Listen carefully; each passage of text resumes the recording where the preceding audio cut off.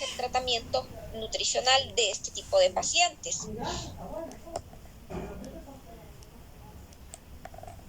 Las enfermedades que se catalogan como reumáticas en realidad son varias, pero estas enfermedades tienen la característica de que se manifiestan con inflamación, sobre todo con una inflamación que acarrea lo que es la pérdida de los tejidos o daño de los tejidos y función del tejido conjuntivo. Recuerden que el tejido conjuntivo es lo mismo que tejido conectivo, ¿verdad? Y las estructuras que se encargan del soporte corporal. Entonces, en estas estructuras que se encargan del soporte corporal, pues son las articulaciones, los tendones, los ligamentos, los huesos, los músculos. Y en general recuerden que todas estas estructuras tienen colágeno porque es parte, como dicen, de la arquitectura de estos sistemas, y al tener daño, pérdidas de su función, pues gran parte de los pacientes o prácticamente todos se van a quejar de molestias a nivel de articulaciones. Sin embargo, también vamos a ver que a pesar de que en la mayoría de los casos y la gran parte de la sintomatología se enfoca en lo que son las estructuras de soporte corporal, en algunas enfermedades de este tipo también se van a ver afectados otros órganos, como ser sistema digestivo e incluso sistema respiratorio, e incluso muchas veces hasta lamentablemente se puede afectar de una forma grave y severa el riñón, o incluso órganos como por ejemplo la retina. No en todas, pero hay una que otra enfermedad que sí puede atacar de una forma más grosera o más severa a otros órganos, a órganos internos, y no solamente a esas estructuras de soporte corporal. Algo muy característico en estas enfermedades es que la mayoría tienen un componente claro de un problema autoinmunitario. ¿Qué quiere decir esto? Que el propio organismo ataca su propio cuerpo con su sistema inmune. Recuerden que los anticuerpos normalmente nosotros los producimos para combatir infecciones o enfermedades infecciosas, ya sea virales o bacterianas. Para eso producimos nosotros los anticuerpos.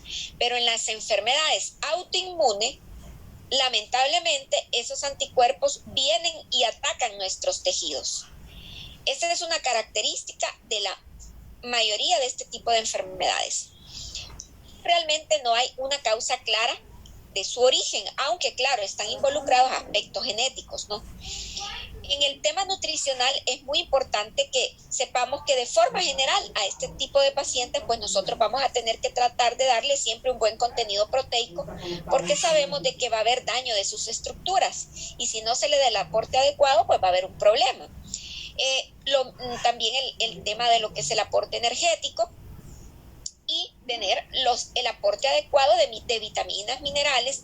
Y aquí hay algo bien relevante, y es que en todas estas enfermedades tiene importancia relevante nuevamente los ácidos grasos poliinsaturados, sobre todo los omega 3. Entonces ya hemos visto muchas enfermedades en las que los omega 3, sobre todo por su acción antiinflamatoria, nos ayuda en lo que es el manejo nutricional de estos pacientes. Se ha visto pues que un buen aporte de omega 3 contribuye a controlar o de alguna manera pues suprimir, a veces uno no puede decir suprimir la actividad inflamatoria, pero por lo menos ayuda a disminuirla. También ayuda a disminuir un poco la reacción del daño tisular. Importante tener claro dos términos: lo que es artralgia, y lo que es artritis.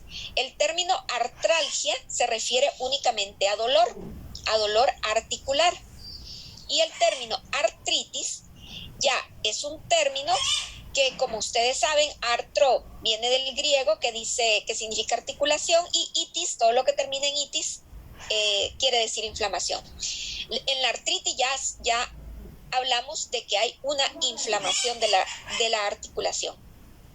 Entonces, la artritis generalmente tiene se puede visualizar de forma macroscópica, podemos ver las deformidades en las articulaciones a los pacientes o el enrojecimiento o tumefacción.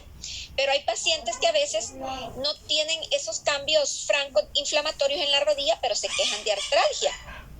Aunque si hay una artralgia, generalmente siempre hay una lesión, aunque sea microscópica, ¿verdad? Pero existe este término en el lenguaje médico-nutricional que es importante que lo entendamos, la diferencia entre artralgia y artritis. Claro, la artritis da artralgia, ¿verdad?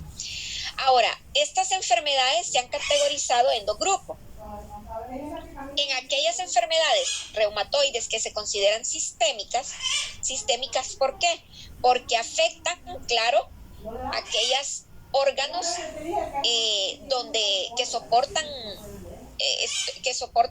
o sea, que son nuestras estructuras, como ser articulaciones, huesos y tendones, pero también se consideran sistémicas porque son las que generalmente afectan otros órganos, como los que le decía, riñón, pulmón, sistema digestivo, bueno, incluso piel también podría estar afectada, e incluso, por ejemplo, vamos a ver en el lupus, por ejemplo, que es un tipo de estas enfermedades, puede afectar hasta la retina, ¿no?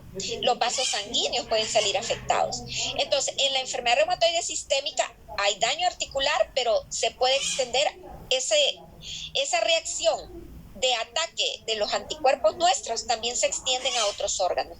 Y luego tenemos la artrosis no sistémica, que ya va más localizada a lo que es el propio sistema óseo, las propias articulaciones. Entonces, realmente, ¿verdad? Las que son sistémicas son las que tienen realmente ese componente autoinmunitario fuerte y lamentablemente son las más debilitantes, las que más afectan. Entre estas tenemos la famosa artritis reumatoidea, entre estas sistémicas que tienen un franco componente autoinmunitario y que les decía son más debilitantes, tenemos la famosa artritis reumatoidea. También tenemos la artritis reumatoidea juvenil, porque la artritis reumatoidea casi siempre suele aparecer en personas en edad avanzada, pero hay una forma de artritis reumatoidea que puede aparecer en la gente joven. Tenemos la gota, que es un daño articular por el acúmulo de ácido úrico en las articulaciones, y aquí a veces no hay un componente realmente tan franco autoinmunitario, pero el problema es que el ácido úrico, así como se deposita en las articulaciones, puede afectar el funcionamiento del riñón también, y por eso se considera dentro de las enfermedades sistémicas, además porque las elevaciones de ácido úrico también están vinculadas con riesgo cardiovascular. El síndrome de Sjögren, que lo dejé con abreviaturas en letras, el síndrome de Sjögren también se considera sistémico, la fibromialgia, el lupus eritematoso y la esclerodermia. Y aparte tenemos otra enfermedad que se llama artrosis, que ya esta es una enfermedad más localizada, que la vamos a ver más adelante, y que esta se considera no sistémica, porque aquí no hay un factor autoinmunitario vinculado a lo que es la artrosis, que también se conoce como osteoartritis. Creo que aquí en el libro solo aparece como artrosis, pero también se le puede llamar osteoartritis. También hay otras enfermedades reumáticas que afectan así de forma sistémica, son un poco menos frecuentes, no las vamos a ver hoy, como las espondiloartropatías, la polimialgia reumática y la polimiositis. Aquí en estas, por ejemplo, en la polimialgia y en la polimiositis, lo que más se afecta es la musculatura. Por eso aparece la palabra miositis. Pero también pueden afectar órganos y articulaciones. Entonces, digamos, en las artritis, lo que más se afecta es el sistema articular, pero están estas polimialgias y polimiositis donde se afecta también, se afecta de una forma más marcada lo que es el sistema muscular. Entonces, digamos, en general, estas son las enfermedades.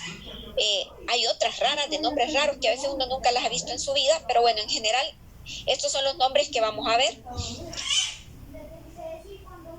Obviamente hoy solo vamos a ver, enfocarnos en artritis reumatoidea, en el síndrome de Sjögren, les esclerodermia y la agarró a pija y la mujer le pegó una piedrada a mi papá. ¿Por qué ocurre?